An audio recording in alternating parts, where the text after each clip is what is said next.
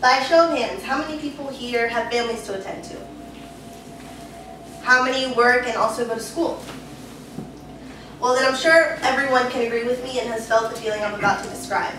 You feel tense, your headache starts to form, your chest starts to hurt, and sometimes this feeling takes over and you can't even function.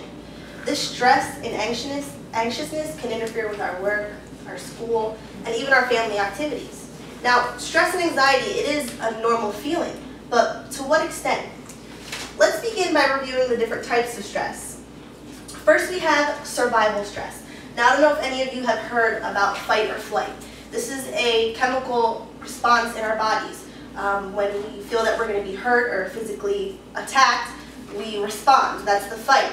And when we avoid the situation altogether, that's the flight. That's what consists of survival stress. Next, we have internal stress. Now, this is one of the most important kinds of stress because it's very hard to manage.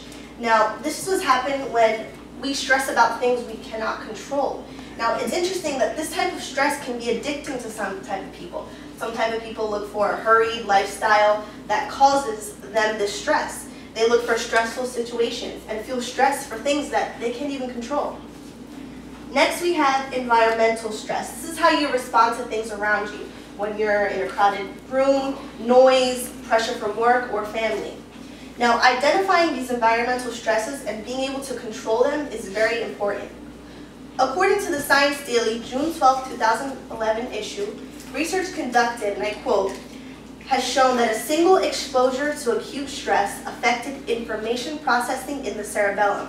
Now, this is the area of the brain that's responsible for motor control, movement, memory. So we see why it's so important to try to get this type of stress, environmental, under control. Lastly, we have fatigue and overwork. This is the kind of stress that builds up over time. It also can be caused about not knowing how to manage your time, not taking time out to relax. This can be one of the hardest kinds of stress to avoid because many of us can't avoid it. So many of us may feel there's nothing we can do.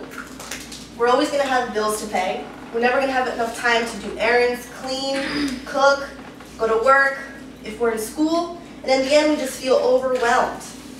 Now, by a show of hands, how many people here think that men have more stress in their lives?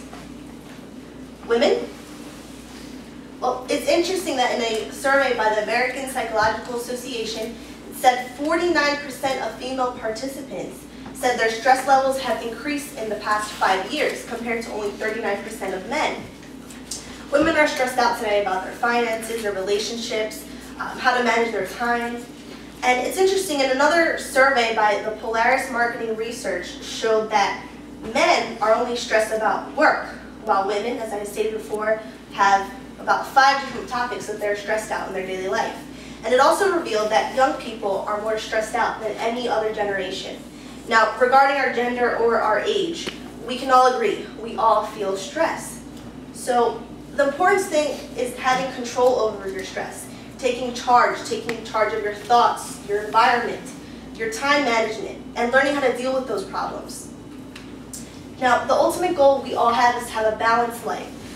Relationships, relaxation, fun, have time for all of these. Now, what are some of the tips we have to reduce stress? Now, the American Psychological Association also has some good tips. Take some time out. Step back from what you're doing. Relax. Get enough sleep. When you're stressed, your body requires more sleep and relaxation. Instead of aiming for perfection, which is impossible, be proud of however close you get. Next, accept that you cannot control everything. Put your stress in perspective. Is it really worth freaking out over? And lastly, you want to maintain a positive attitude. Make an effort to replace any negative thoughts with positive ones. Any questions? Yes? What exactly is the APA? Well, the APA stands for American Psychological Association. This is actually one of the largest scientific association here in the United States. They deal with helping patients from schizophrenia, ADHD, and chronic stress. What's the main difference between stress and anxiety? Well, stress is usually triggered by something, work, school, whereas anxiety is more of a disorder. You feel anxious because you're feeling anxious and you really can't control it. How do you know when your stress has gone too far and you need to see a doctor? Well, when it starts affecting you physically and psychologically. For example, it starts affecting you, you can't sleep, suffering from insomnia, high blood pressure, and your immune system becomes weak. So that's when you should be able to go to see a doctor.